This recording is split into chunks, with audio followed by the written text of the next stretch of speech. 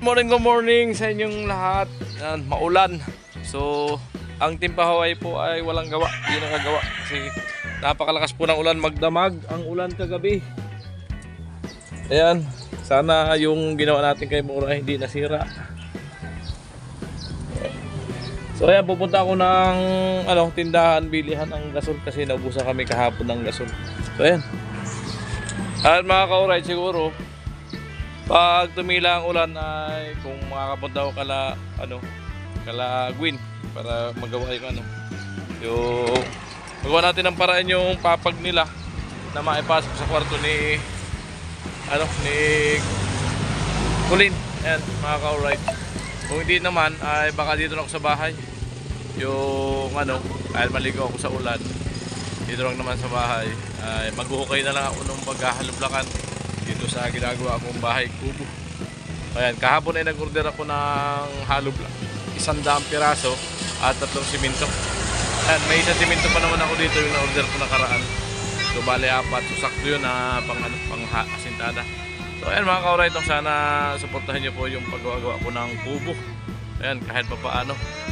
No skip ads po. Ayan, maraming salamat po sa inyong lahat. At sana matapos ko yung bahay kubo ko na ginagawa para gusto ko rin makabukod kami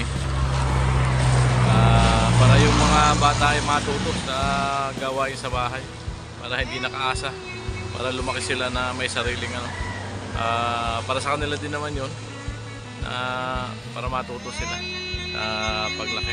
Ayan, alright, yan, let's go. Bili na rin tayo ng ulam. Ayan, at nabili ko rin yung gas. Diyan lang sa baba. So, update tayo doon sa kubo ni Kuya Gatcho. Ayan, kahapon nilagay ko na to yung magiging sahig. Yan po yung silong. Yan yung magiging sahig niya. Ayan. So, di ko na nakuna ng video pagkabit kahapon kasi lubat yung silpong ko. Ganyan po mga itsura niyan. Tapos asitadahan ko po yan dyan sa paikot na mapantay lang yung magiging flooring yan. Ayan. So malaki din po yan, 10 by 10 feet.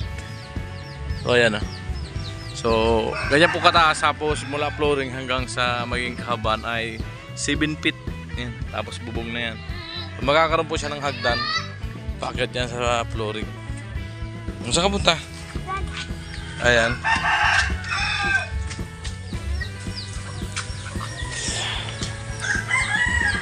So gagawin ko po ito yung singit-singit lang siya.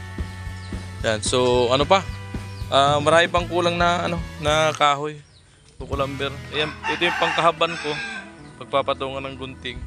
So kulang pa ng pang gunting yan at mga pang pamakuan dito sa gilid at yung pansahig dito. Kulang pa yung pang rito, sahig. So baka mga 2 puno pa ng nyug ang kailangan kong ipatistis para dyan. Mga 2 puno pa para makompleto yung sahig at yung mga kahaban dyan. So may pang naman ako, pang pamakuan ng na sa bubong. Ayan mga ka-alright. So abang-abang tayo dyan. Tapos kulang pa niyang plywood. Ang sahig ko po nito ay plywood na 3/4. Plywood na 3/4. So to magiging 4 or 3. 3 plywood yan, sahig na 3/4. Ay kulang 3, 4 pala yan. 4 may sobra. So yung sobra na yung mga gamit naman natin. Ayan. Alright. At magkakaroon ako ng kusina ron banda. Ayan. Bahagya dyan. At siyempre lalagay din tayo ng sariling CR. Ayan. Ayan. At ito, dyan sa banda rito. So hollow block yan dyan, magiging kwarto. So saka na yan. So ito muna fokusan kung yung kabahayan. Ayan. Siyempre dito magkakaroon dito sa harap ng pinakantiris tambayan. Ayan. Dito magkakaroon kami ng tambayan. Yan silong po na yan ay lalagyan ko ng paikot na dingding Ayan, magsisilbing pasukan niya ng mga manok namin. So malinis naman yan pagka tuwing hapon lang naman papasukin yung manok. Bibigyan ng patuka. So sisimintuhin ko yung ilalim niyan, flooring, para malinisin yung yung dumi ng manok. Ayan mga ka-alright. So sana supportahan niyo po yung vlog ko dito sa paggawa ko ng kubo, ng bahay kubo ko. So yung ganyan lang gusto ko, na simple lang na bahay, kahit hindi makarabok, kasi nakadepende lang din tayo sa budget natin kung saan naabot. Ayan mga ka-alright. Ayan, need ko pa magpatistis ng kukulamber. Ayan, kisa bumili. So nakalibil na yan, libilado na po yan. Nilibil ko yung kahapon. Ayan, up. Ayan. Paganda niya pagka nagawa, simple lang siya pero ayos tingnan. Ayan, ditong magiging harap dito, pupluringan ko din yan para hindi maputik. Ayan, alright.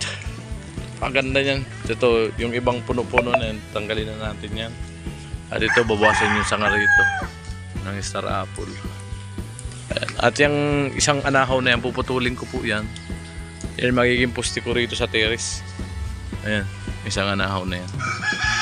Ayan mga ka-alright. Sana supportahan po ninyo, no?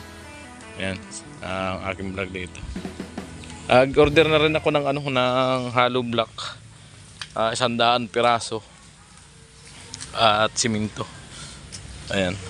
Bali dyan po yan sa baba. Ayan, lalagyan po yan dyan ng hollow block. Paikot. Nakalibil siya para ipa-flooring ko po yan. Alright.